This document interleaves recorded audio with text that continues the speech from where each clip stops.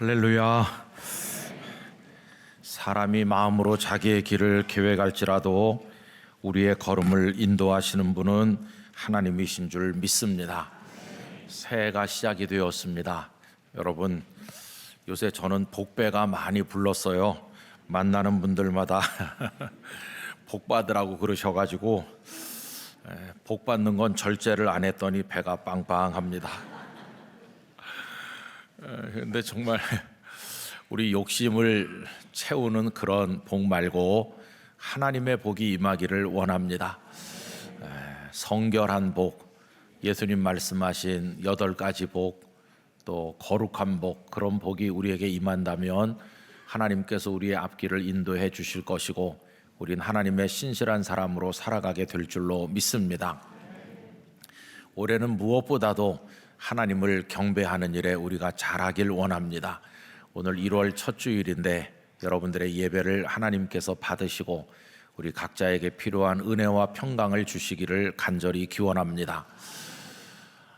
여러분, 오늘 이렇게 이 자리에 다 오셔서 예배하는데 늘 기도해 주실 것은 영락교회는 전체가 하나다 하는 것입니다. 우리 교회학교 어린 친구들도 지금 예배하고 있고 또 이 본당에 자리가 부족해서 부속실 여러 군데 또 앉아서 예배하는 분도 계시고 또 요양병원이나 이런 곳에 계신 우리 선배님들도 계시고 군대에 있는 우리 자녀도 있고 멀리 해외에 가 있는 영락의 식구들도 많고 또 오늘 우리 교회를 방문하신 분들도 계실 텐데 우리가 다 하나님 안에서 하나입니다. 그래서 어느 곳에서 기도하고 예배하든지 다 하나님께서 연락해 주실 줄 믿습니다. 그래서 우리 요 본당 안에 계신 분들만 생각하지 마시고 어디 있든지 모든 주의 백성들을 주님께서 품어주시도록 언제나 기도하며 예배에 참여해 주시기를 바랍니다. 또 오늘 이렇게 만남지가 나왔거든요.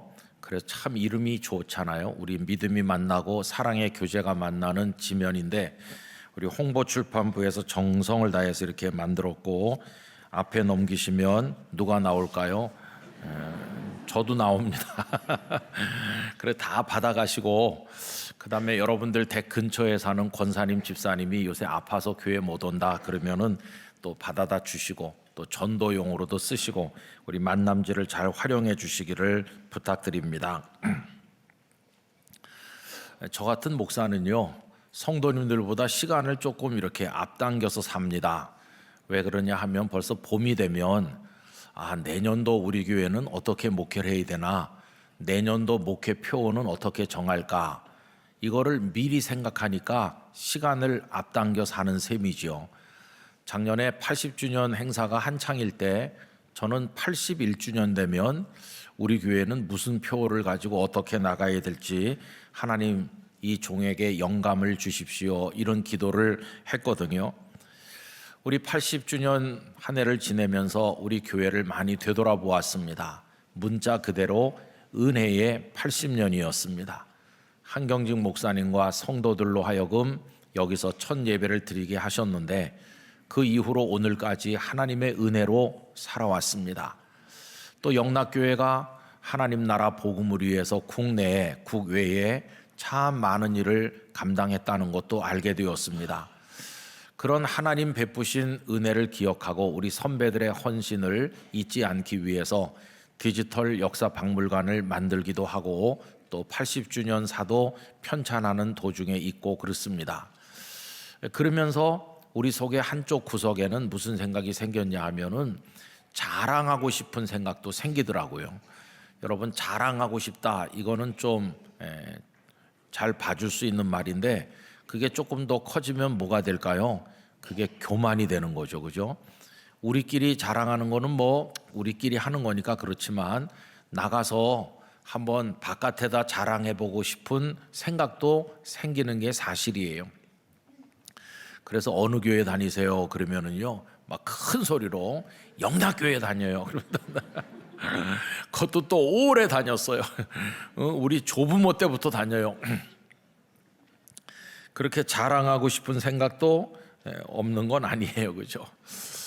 그러다 보니까 한 해가 훌쩍 지나가고 이제 2026년도가 시작됐는데 하나님, 새해에는 우리가 어떻게 마음을 먹고 출발하는 게 좋을까요? 이렇게 기도를 했더니 제 마음에 하나님께서 단어 하나가 딱 떠오르게 하셨어요. 그 단어가 뭔지 아세요? 그게 처음이라는 거예요. 처음. 영락교회가 태동되던 맨 처음, 그때를 한번 생각해봐라. 지금 80년이 지났는데 처음일 때 우리 교회는 어떠했는지를 한번 생각해봐라. 그런 감동을 제 마음에 주신 거예요. 여러분, 왜 이런 마음을 주셨을까를 저 혼자 생각을 해보니까 옷도 우리가 새로 사 입으면 아무리 때가 안 묻게 잘 입어도 이게 때가 묻고 세탁을 해야 될 때가 오지 않습니까? 세상 만사가 다 그렇잖아요. 때가 묻게 돼 있어요. 또 변하게 돼 있고 낡아지게 돼 있죠. 그러니까 80년이 지났으니까 자랑스러운 것도 많지만은 하나님께서 이렇게 보실 때 우리가 조금 때 묻은 것도 있겠구나. 그래서 하나님은 처음을 생각하게 하시나 보다 하는 마음이 들었어요. 그리고 떠오르는 말씀이 에베소 교회에 주신 말씀이었습니다. 엊그저께 신년 기도회 시간에도 읽었던 말씀인데 소아시아에 7개 교회가 있는 중에 으뜸 가는 교회는 에베소 교회였는데 주님께서 에베소 교회가 훌륭하다고 칭찬을 하시는 말씀이 있었습니다.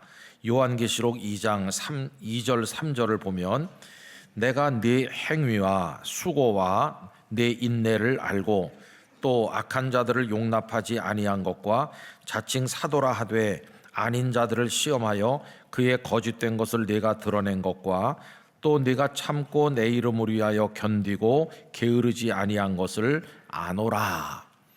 내가 이렇게 훌륭한 일을 했고 참 애썼다는 것을 내가 알아. 이렇게 칭찬하셨어요. 그런데 여러분, 칭찬만 있으면 얼마나 좋겠습니까? 그 뒤에는 주님의 꾸지람도 바로 따라서 나오고 있습니다.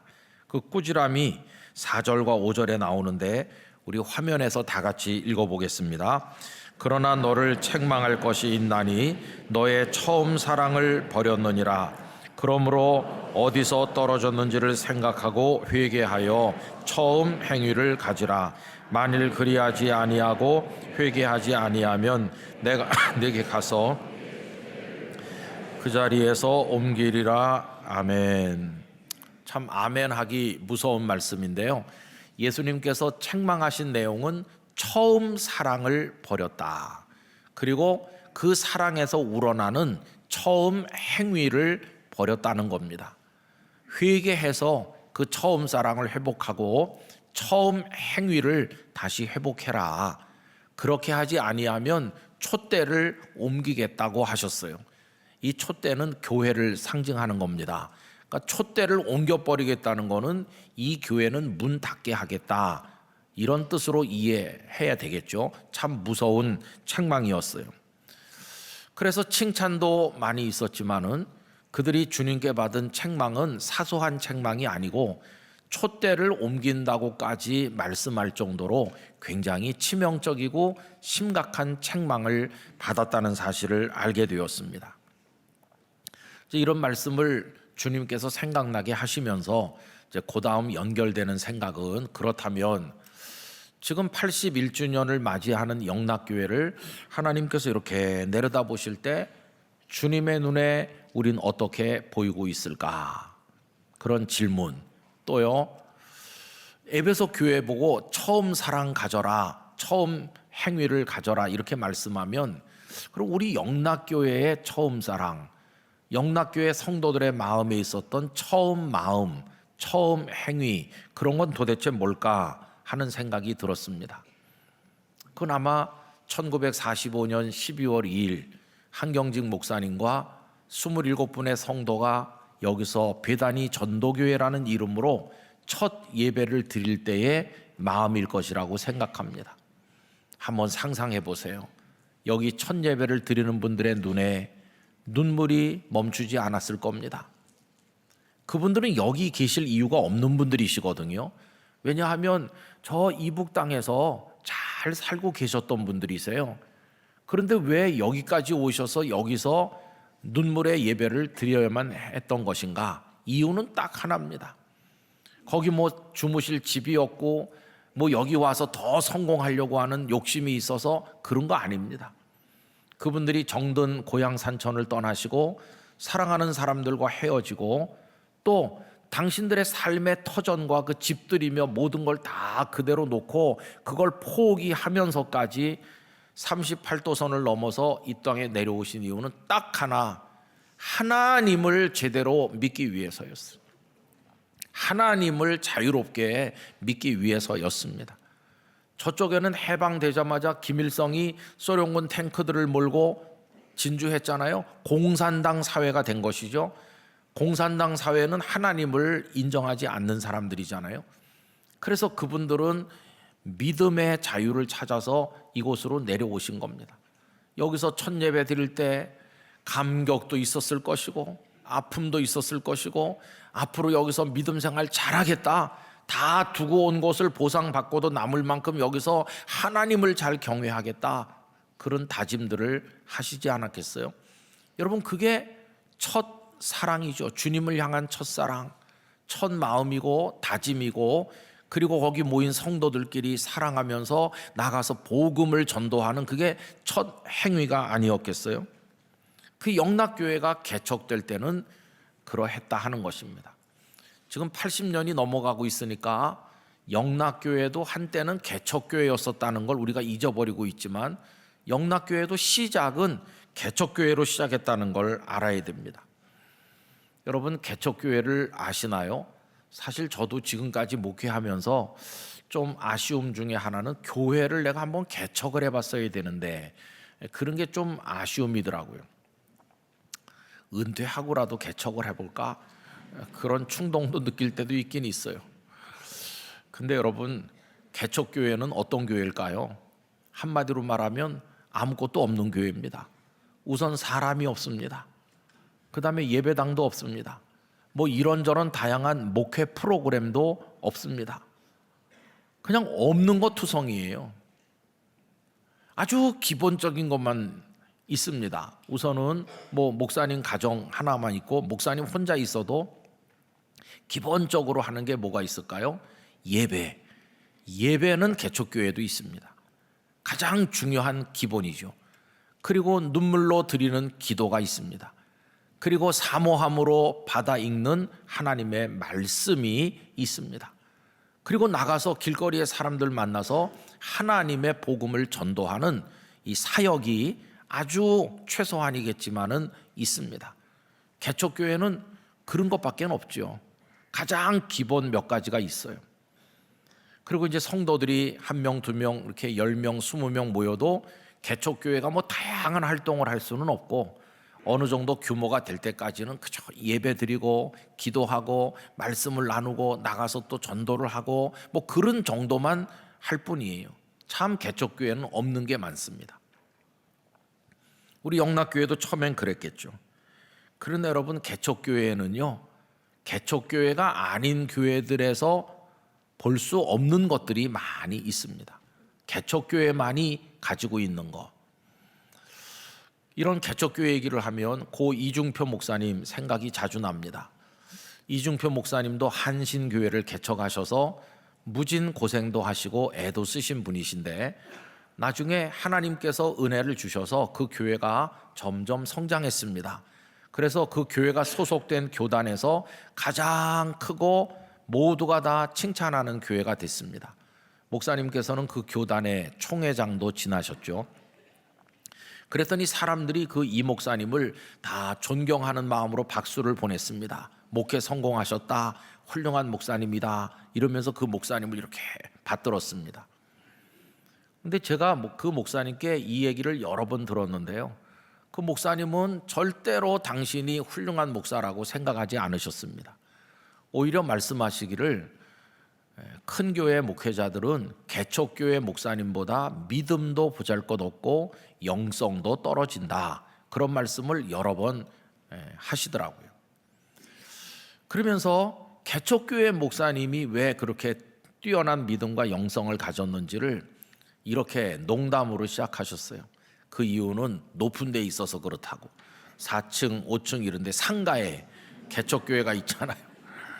그래서 그 목사님이 하나님과 가까워 가지고 그렇다, 그러면서 이건 농담입니다 그렇게 했어요. 근데 뭐 농담 속에 진담이 있는 것 같아요. 하나님과 가까워야 되는 건데 어쨌든 개척교회 목사님들이 그렇다고 하면서 좌중을 한번 웃기신 다음에 그 다음엔 진담을 말씀하는 거예요. 왜 개척교회 목사님이 훌륭하다고 하냐 하면 눈물이 있다는 거예요. 그런데 규모가 있고 뭐 좀 이렇게 잘하는 것 같은 교회 목사님의 눈에는 눈물 마른 지가 오래라는 거예요. 개척교회 목사님의 기도는 진액을 짜내는, 진짜 진액을 짜내듯 하는 기도를 드리는데, 그렇지 않은 목사님들은 자칫 건성으로 형식적으로 기도하기 쉽다. 그리고 개척교회 목사님은 앉아서 설교를 들을 사람도 몇 사람 없지만 일주일 내내 말씀을 연구해 가지고 혼신의 힘을 다해서 말씀을 전하는데, 그렇지 않는 교회 목회자들은 바쁜 일이 많아 가지고 말씀 앞에 앉는 일이 없고 그냥 종종대면서 돌아다니다 말씀이 오히려 더 부실하고 어떤 때는 표절도 한다, 회개해야 된다, 그런 얘기 말씀하는 거예요. 그러면서 개척교회 목사님에게 또 훌륭한 거 뭐냐 하면은 사람을 사랑한다. 한 사람이 오면 그를 위해서 정말 매일같이 그 가족들 이름을 다 불러가면서 기도하고 돌보고 양육하고 그렇게 사람을 사랑하는데, 성도가 수백 명 수천 명 그 이상 되면은 이게 자칫 어떤 성도가 와도 모르고 가도 잘 모른다, 그런 얘기들을 그 목사님이 쭉 하셨어요. 어떤 때는 눈물까지 보이시면서 하나님 앞에 늘 나는 죄송하게 생각하고 개척교회 목사님들이 훌륭하다고 생각한다. 저도 그 얘기를 들으면서 정말 부끄러움도 느끼고 공감도 많이 했습니다. 여러분, 그 목사님이 말씀하신 그런 내용들, 저는 그게 개척교회에 있는 처음 사랑이고 처음 마음이다, 그렇게 생각합니다. 기본에 충실한 거죠. 신앙생활의 기본에 충실해요. 하나님의 임재가 있는 예배를 드리고 간절한 기도를 올리고 하나님의 말씀을 믿고 나가서 복음을 전도하는, 그 속에 다 들어있잖아요. 그죠? 거기 뭐 부족함이 있습니까? 이 개척교회 목사님은 자랑할 게 아무것도 없어요. 뭐 우린 사람이 많아요, 우린 시설이, 이런 거 자랑할 수가 없으니까 그냥 사람을 자랑하지 않고 하나님만 자랑합니다. 또 사람을 의지할 수가 없으니까 하나님만 의지하는 거예요. 그게 더 본질에 가까운 거 아니겠어요?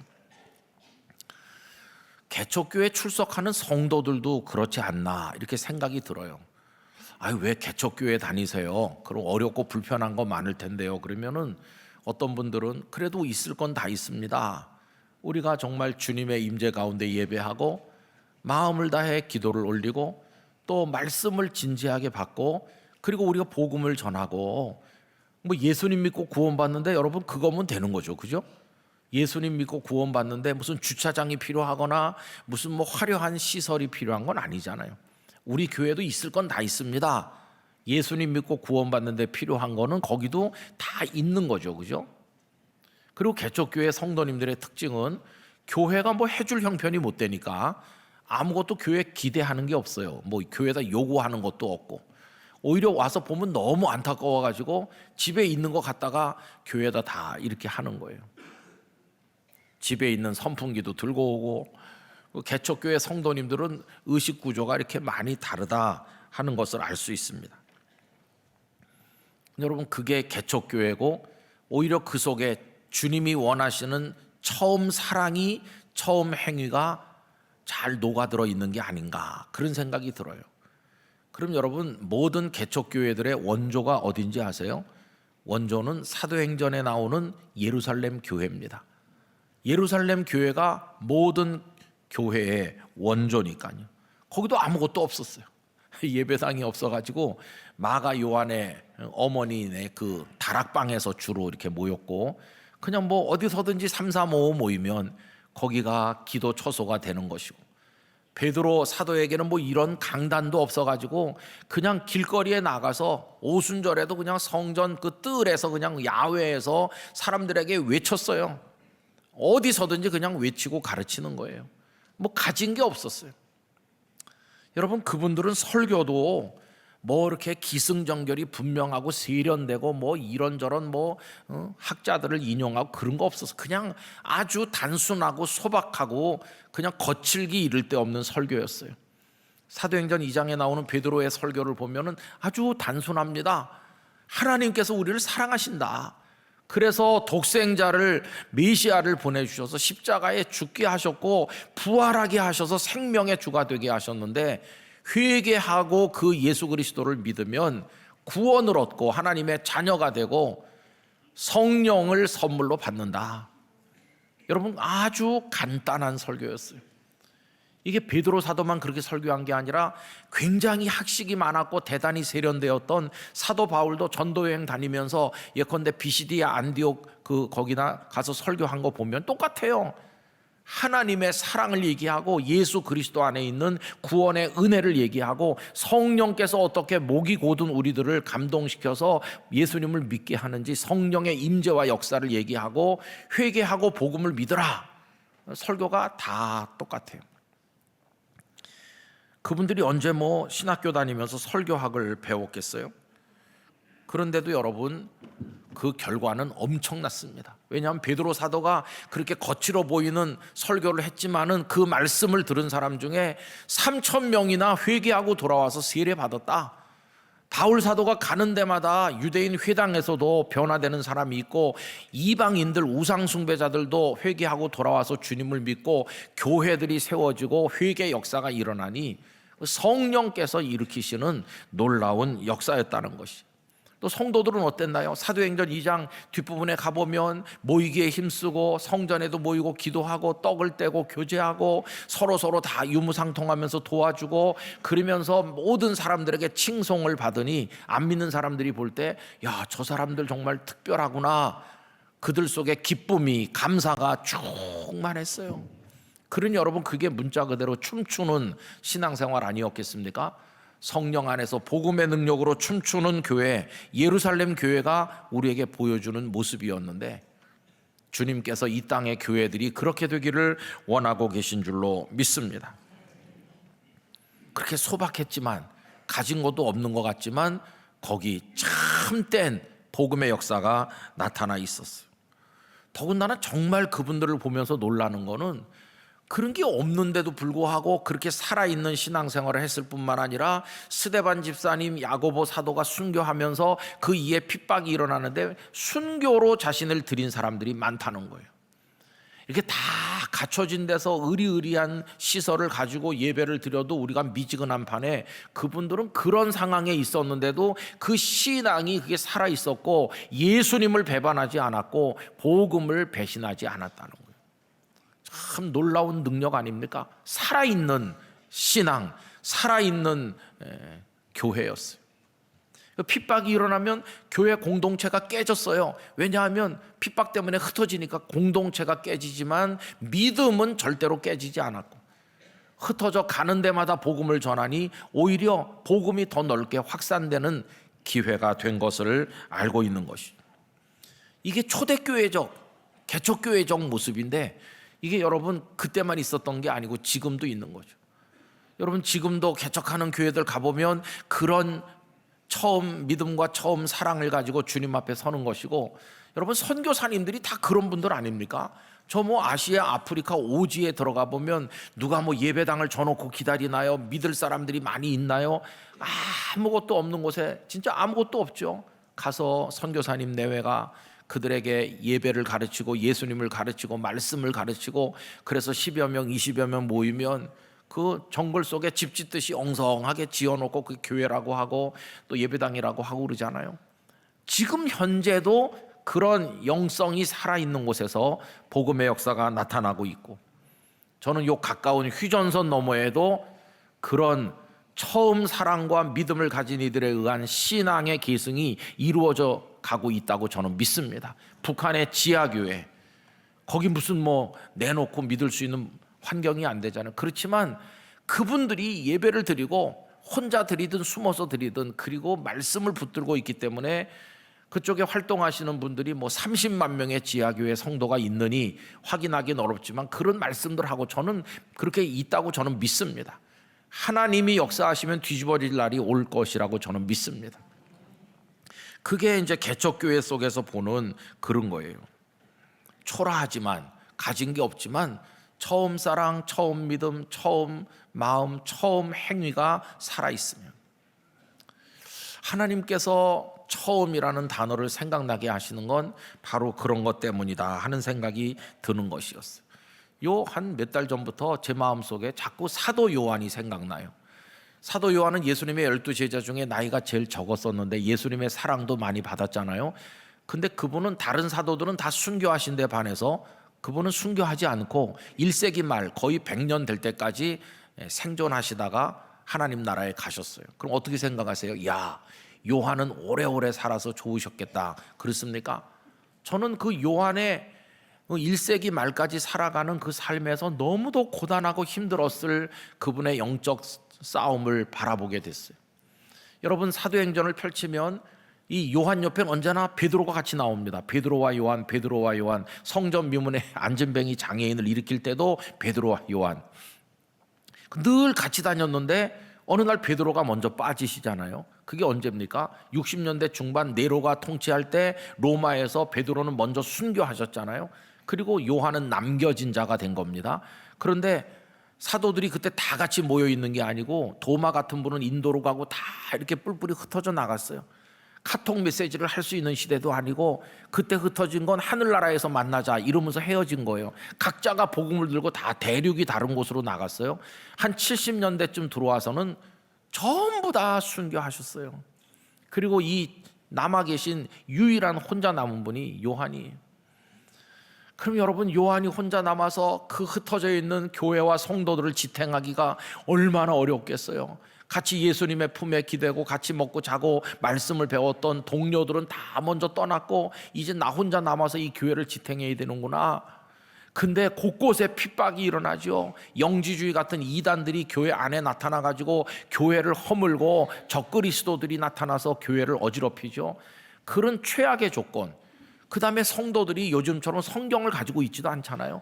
그냥 들은 말씀을 기억하는 거고 파피루스에다가 일부를 베껴 쓴 사본이 전부 다인 열악한 환경에다가 노회나 총회같이 교회를 도와줄 수 있는 무슨 조직이나 제도가 있는 것도 아니고 아무것도 없는데 어떻게 교회가 쓰러져서 없어지지 않았을까? 그 정도 되면은 지도자들이 다 없어지고 그러면 교회가 다 그냥 없어져 버렸을 것 같은데 요한이 살았던 1세기 말에 교회가 없어지긴커녕 점점 퍼져가고 하나님의 복음은 더 왕성하게 로마 제국 전역으로 흘러들어가고 있었던 거 아닙니까? 사도 요한의 그런 모습을 생각하면서 거기에 이렇게 대조해서 생각하는 거 오늘 우리의 모습이거든요. 우리 한국교회도 한 1990년대 후반에서 2000년 될 무렵에는 그런 대로 괜찮았다고 그래요. 그래도 교회들이 뭐 부흥되는 교회도 있다고 그러고 괜찮은 시대였다고 그래요. 그런데 지금 2026년밖에 안 됐는데 한 세대도 안 지났어요. 한 세대도 안 지났는데 지금 한국 교회는 성도들도 이렇게 줄어들고 있고 영적 파워도 다 없어지고 있고 세상에 조롱거리처럼 돼 있고 우리 그리스도인들이 부끄러운 일을 너무 많이 하면서 지금 한국 교회는 아주 초라해진 모습을 가지고 있어요.